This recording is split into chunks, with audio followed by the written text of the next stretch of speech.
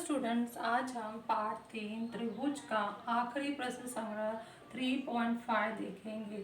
Part 3 में बहुत सारे प्रमेय, गुणधर्म, परिभाषाएं हमने देखे जो बहुत ही महत्वपूर्ण है कक्षा 10वीं के लिए, इसलिए इसको बड़े डिटेल में पढ़ाया गया है। आप लोगों को भी फेयर नोटबुक में अच्छे से लिख कर उसे याद रखना है और उस फेयर नोटबुक को भी संभाल कर रखना है कक्षा 10वीं के लिए। तो आज हम जो प्रश्न संग्रह 3.5 करेंगे वो आधारित है समरूपता एक्टिविटी पर। इसके पहले वाले वीडियो में समरूपता एक्टिविटी कैसे किया गया है वो आप लोगों को समझाया गया था। आप लोगों को वो अच्छे से करके फेयर बुक में दिखाना है, ठीक है। उसके आधार पर हमने निष्कर्ष निकाला था। समरूपता के एक्टिविटी पर दो गुणधर्म हमने निकाला था कि जब कोई दो त्रिभुज समरूप होते हैं, जैसे कि मेरे पास ये आकृति है, ये जो मैंने आकृतियां ली हैं ये त्रिभुजाकार है, ये भी त्रिभुजाकार है और ये भी त्रिभुजाकार है, लेकिन क्या ये दोनों सर्वांगसम है? अभी माप मुझे पता नहीं है, तो मैं क्या करूँगी, इसके ऊपर रखूंगी और देख रही हूँ ये सर्वांगसम नहीं है, तो क्या है, ये समरूप है। ये आकृतियां आकार में समान है और इनका माप भिन्न भिन्न है, तो ये समरूप आकृतियां कहलाती हैं। और समरूप आकृतियां कब जब कहलाती हैं तो इनके क्या क्या गुणधर्म इस पर लागू हो जाते हैं, ये हमने समरूपता के एक्टिविटी में देखा। हमने क्या देखा कि इनके जो सभी कोण हैं, सभी कोण, एक कोण, दो कोण, ये तीन कोण, यहाँ के तीन कोण, इस तीन कोण के साथ एक और दूसरा यहाँ पर है और तीसरा यहाँ, तीन इसके कोण, तीन इसके संगत कोण। जब मैं दूसरे त्रिभुज पे जा रही हूँ तो संगत शब्द का उपयोग कर रही हूँ। संगत मतलब जोड़ी में।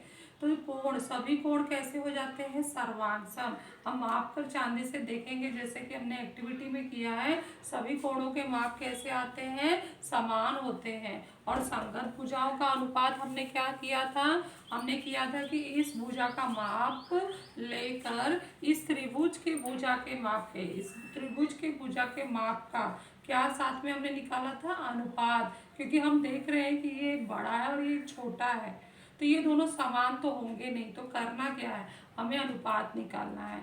इस भुजा का इस भुजा के साथ, ये भुजा का संगति इस भुजा के साथ है, ये नीचे वाली आधार वाली भुजा के साथ इस बड़े वाले आधार के साथ है, इस तरफ दाहिने तरफ वाली भुजा का साथ इसके साथ है। तो संगति बना हुआ है, उसी के साथ लेना है। अगर संगति बदल जाएगा तो उत्तर गलत हो सकता है, तो हमें शीर्ष बिंदुओं की एक एक की संगति पहले चुन लेना है सही, और उस पर हमें संगत कोणों की जोड़ियां जो कि सर्वांगसम है, कोण का अनुपात नहीं लेना है, कोण सर्वांगसम होते हैं और संगत भुजाओं का अनुपात कैसे होते हैं? समान। तो ये आप लोगों का समरूपता की एक्टिविटी का मैंने एक बार रिकॉल कर दिया। यही चीज आप लोगों को यहाँ पर भी दिया गया है। तो जब आप 3.5 करोगे उससे पहले इसे ध्यान में रखे वाली ये दो बात लिखना है जो बहुत ही महत्वपूर्ण है। जब दो त्रिभुज समरूप होते हैं तो उनके संगत कोण सर्वांगसम होते हैं।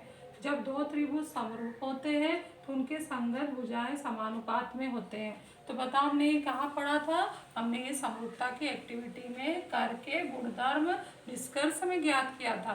तो जब वो निष्कर्ष ज्ञात हो गया है तो निष्कर्ष हमारा एक महत्वपूर्ण फॉर्मूला है जो हमेशा हमें याद रखना है। जब भी समरूपता या सिमिलरिटी, इसको अंग्रेजी में हम क्या कहते हैं? सिमिलरिटी कहते हैं। तो सिमिलरिटी जब भी शब्द आएगा या समरूपता आएगा, हमें ये दो बार याद रखना है, सदैव याद रखना है।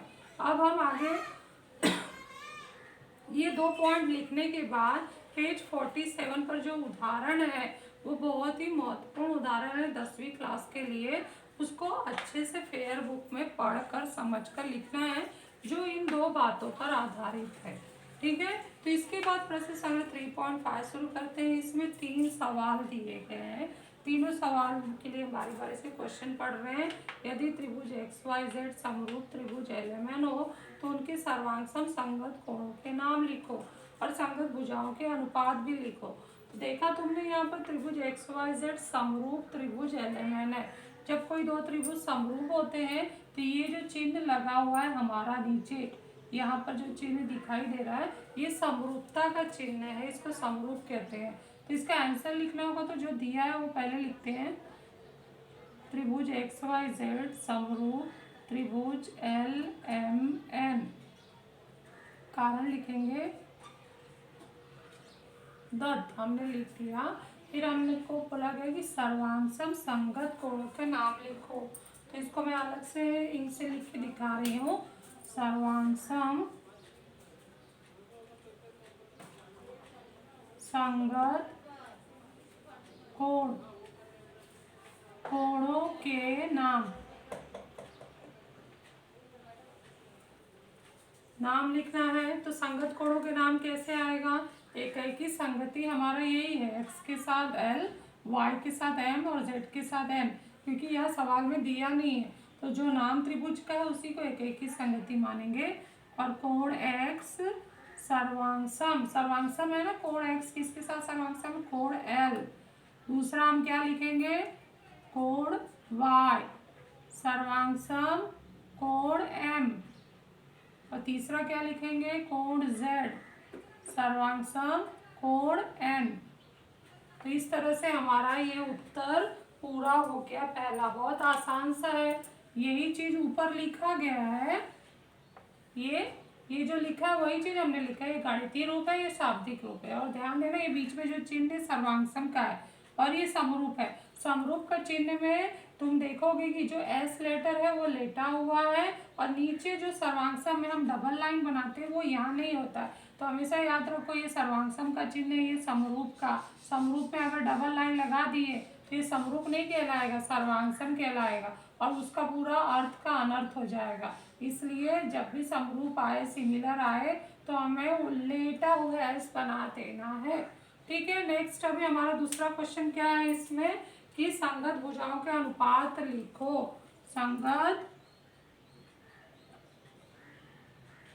भुजाओं का अनुपात, ये ध्यान से पढ़ो। कक्षा 10वीं में एक पूरा प्रश्न संग्रह हल करने के लिए इसी टॉपिक पर आएगा। तो आप लोगों को 10वीं में बताया जाएगा कि आपने 9th में पढ़ा है, तो उसके हिसाब से ये सवाल कर लो। इसलिए अभी आपको ध्यान से समझना है। तो जब दो त्रिभुज सर्वांगसम होते, जब दो त्रिभुज समरूप होते हैं तो उनकी संगत भुजाएं कैसी होती है? समानुपात में होते हैं। तो हमें संगत भुजाओं का क्या लेना होगा? अनुपात लेना होगा। तो मैं बताई थी कि भुजाओं को हम दो बिंदु से पढ़ते हैं, इधर XY है तो यहाँ LM आएगा। तो XY बटे LM बराबर हो जाएगा YZ के साथ क्या आएगा? MN आएगा। तो YZ बटे MN बराबर होना चाहिए, क्योंकि अनुपात है और अनुपात साथ में क्या हो रहा है? समान हो रहा है। तीसरा हमारा क्या आएगा? XZ के साथ LN, तो XZ बटे LN। तो इस तरह से हमारा अगला उत्तर भी आ गया। तो ज़्यादा कुछ करना तो नहीं है, हमने 2 पॉइंट लिख दिया, हमारा 2 नंबर के लिए काम तैयार हो गया। तो कितना आसान सा ये हमारा भूमिति है, हमें पूरा नंबर दिलाता है थोड़े से उत्तर लिखने में। क्वेश्चन 2 हम पढ़ते हैं। क्वेश्चन 2 क्या है? त्रिभुज XYZ में XY 4 सेंटीमीटर, YZ 6 सेंटीमीटर और हमारा XZ 5 सेंटीमीटर। यदि XY त्रिभुज XYZ समरूप, ये समरूप का चिन्ह है, त्रिभुज PQR हो तथा PQ 8 सेमी हो तो त्रिभुज PQR की शेष भुजाओं की लंबाई ज्ञात करो। तो हम क्या करेंगे, जो हमें ये समरूप दिया है ना उससे शुरू करेंगे। त्रिभुज XYZ समरूप त्रिभुज PQR, कारण इसका लिखेंगे दत्त।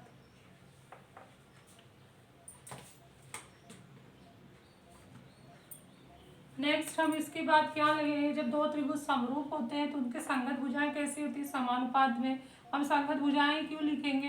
क्योंकि यहाँ कहीं भी कोणों की जानकारी नहीं दी है, तो हम कोई एक गुणधर्म लगा सकते हैं। जरूरी नहीं कि दोनों गुणधर्म यहाँ लिखना है, जैसा कि यहाँ लिखा था। यहाँ दोनों पूछा है, संगत कोण संगत भुजा, इसलिए लिखा है। यहाँ पर देखो भुजाओं का ही मान दिया और भुजाएं ही पूछी हैं, तो इसलिए कोण लिखने की जरूरत नहीं, हम भुजा वाला गुणधर्म लिखेंगे। तो इसलिए XY बटे XY के साथ क्या आएगा? PQ बराबर है YZ के साथ क्या आएगा? QR। YZ बटे QR बराबर क्या आएगा? XZ बटे PR। तो XZ बटे PR, कारण क्या लिखोगे? समरूप। ये ध्यान रखो, कारण ये लिखना है, बहुत बार इसका उपयोग आएगा। समरूप त्रिभुज की संगत भुजाएं। बहुत इंपॉर्टेंट लाइन है, इसको आप लोगों को याद रखना है कि हम कारण क्या लिखेंगे। तो यहाँ मैंने स्टार मार्क कर दिया इम्पोर्टेंट के लिए। अब मान रखते हैं तो एक्स वाई का मान कितना है हमारा, एक्स वाई 4 है। पी क्यू का मान कितना है 8, सब उधर क्वेश्चन वैसे देख के लिख रही हूँ मैं। वाई जेड का मान कितना है 6, और देखो वहाँ 6 दिया है। क्यू आर कितना है, हमें क्यू आर निकालना है, बराबर एक्स जेड कितना दिया है 5, और पी आर कितना है, पी आर निकालना है। तो अब कारण लिखेंगे, दत्त से दिया है सारा मान, हमने दत्त में लिख दिया। तो अब उसके बाद हम क्या करेंगे, 2 का जोड़ी बनाकर इस अनुपात को अलग करेंगे। 4/8 दोनों के साथ रहेगा, क्योंकि ये समानुपात है। 4/8 इसके भी बराबर है, 4/8 इसके भी बराबर है। तो हम लिखेंगे इसलिए 4/8 बराबर है 6/QR, और साथ में 4/8 बराबर है 5/PR। तो एक साथ दोनों काम हो जाएगा, हम हल कर देंगे इसको आसानी से। तो यहाँ पे मैं लाइन खींच देती हूँ, आसानी से 2 भाग में उत्तर आ जाएगा। तो चलो इसको हल करते हैं। तो ये कटेगा, 4 1 का माप, 4 दूनी 8, तो 1/2 बराबर हो गया 6/QR। तो इसलिए QR का गुणा 1 से होगा तो QR आएगा, और 2 गुणे 6 कर देंगे तो QR हमारा क्या आ गया 12। और यहाँ हल करते हैं तो ये 4 एकम 4 दूनी 8, 1/2 बराबर 5/PR। तो PR का गुणा 1 से होगा PR 5 × 2, और PR बराबर आ गया 10। अब यहाँ इकाई हमें क्या लिखा है, तो हम लिखेंगे त्रिभुज PQR की शेष भुजाएं। क्वेश्चन रिपीट करेंगे, त्रिभुज PQR की शेष भुजाएं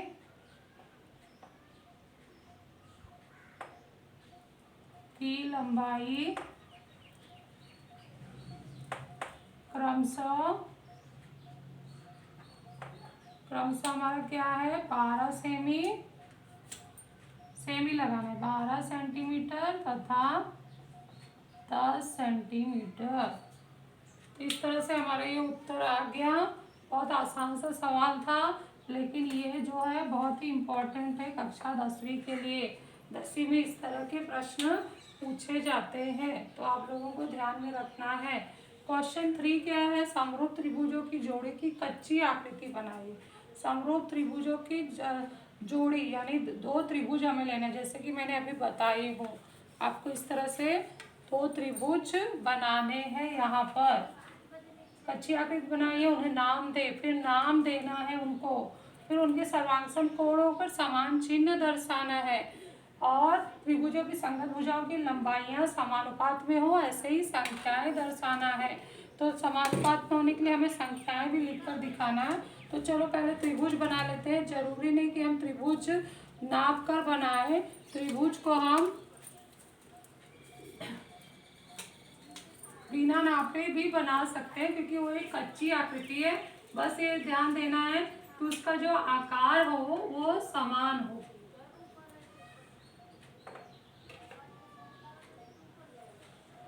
एक बड़ी आकृति हो गई,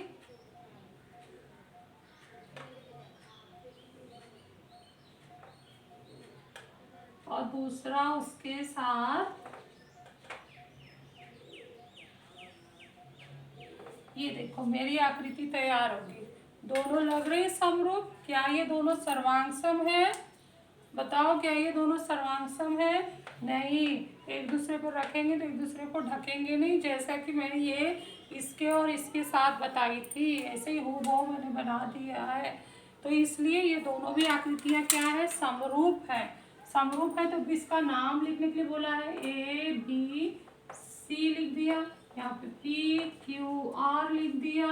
अब संगति बना देती हूँ मैं, तो यहाँ पे लिख देती हूँ मैं त्रिभुज ABC तथा त्रिभुज PQR के लिए हम संगति क्या लिए हैं, ABC, एक की संगति PQR। जो संगति लिए हो ना उसको लिख दो। फिर A के साथ A पर जो मैं चिन्ह लगाऊंगी वो वैसे ही कोण का चिन्ह किस पे लगाना होगा, P पर। और जब B पर मैं चिन्ह लगाऊंगी तो B के लिए जोड़ी कौन है, Q, उसको कहाँ लगाना होगा, Q पर, गोल वाला चिन्ह। और R पर जब मैं क्रॉस का चिन्ह लगाऊंगी तो R पे नहीं, सॉरी C पे पहले लगा रही हूँ, C के साथ कौन सा है R, तो R पे भी वैसे ही चिन्ह लगाना होगा। तो मेरे सभी कोण कैसे हो गए सर्वांग। जरूरी नहीं है 50, 60, 70 लिखा हो, जो भी लिखा हो, नंबर नहीं लिखा है, फिर भी मैं बोल रही हूँ कि कोण ए सर्वांग में कोण पी कैसे पहचाना, समान चिन्ह।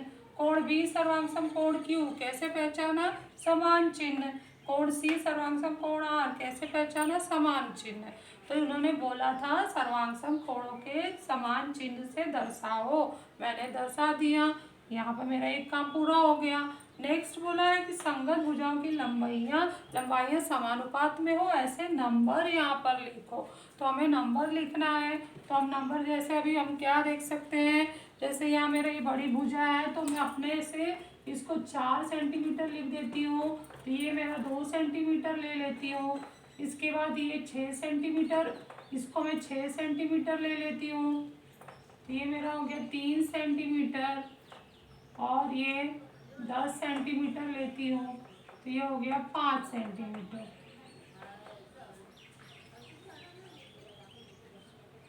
तो इस तरह से हमारा ये बड़ा त्रिभुज और ये एक छोटा त्रिभुज तैयार हुआ। और ये नंबर मैंने कैसे लिया है कि जब मैं ए बी में पी क्यू से भाग दूंगी तो वो 4/2 आएगा। क्योंकि यह हल नहीं करना है तो मौखिक चेक कर लेना है कि मेरे सभी अनुपात सही है क्या। जैसे मैंने ए बी, पहला जोड़ी ए बी है उसके साथ पी क्यू, ए बी पे 4 लिखा, उसी का ठीक आधा मैंने 2 यहाँ लिख दिया। और बी सी के साथ जोड़ी में कौन है, क्यू आर, यहाँ 10 लिखी तो उसका ठीक आधा 5 लिख दिया। और ए सी 6 है तो उसका आधा मैंने किस पे लिख दिया, पी आर पर। तो यानी जब मैं 4/2 करूँगी तो उसका अनुपात क्या आएगा, 2/1। और बी सी बटे क्यू आर करूँगी तो 10/5 अर्थात कट होके 2/1। यहाँ पे ए सी बटे पी आर करूँगी 6/3 कट होके 2/1। यानी हर बार तीनों अनुपात निकालूंगी तो तीनों अनुपात का मान क्या आएगा, समान आएगा। और तीनों अनुपात कैसे हो गए, समानुपात। तो मैंने सही संख्या भी दर्शा दिया। ये तुम्हारे ऊपर है, तुम कोई उचित अनुपात लेकर इसको दर्शा सकते हो। तो इस तरह से मेरा क्वेश्चन 3 का कच्ची आकृति, उसमें सही माप और सही भुजाओं का माप लेकर भुजाओं को समानुपात में दर्शा दी और कोणों को सर्वांग दर्शा दी। और इस तरह से मेरा ये 3.5 पूरा हो गया। बच्चों ये 3.5 आपके लिए बहुत ही उपयोगी है, इसे ध्यान से समझकर फेयर नोटबुक में कर लीजिए। Thank you.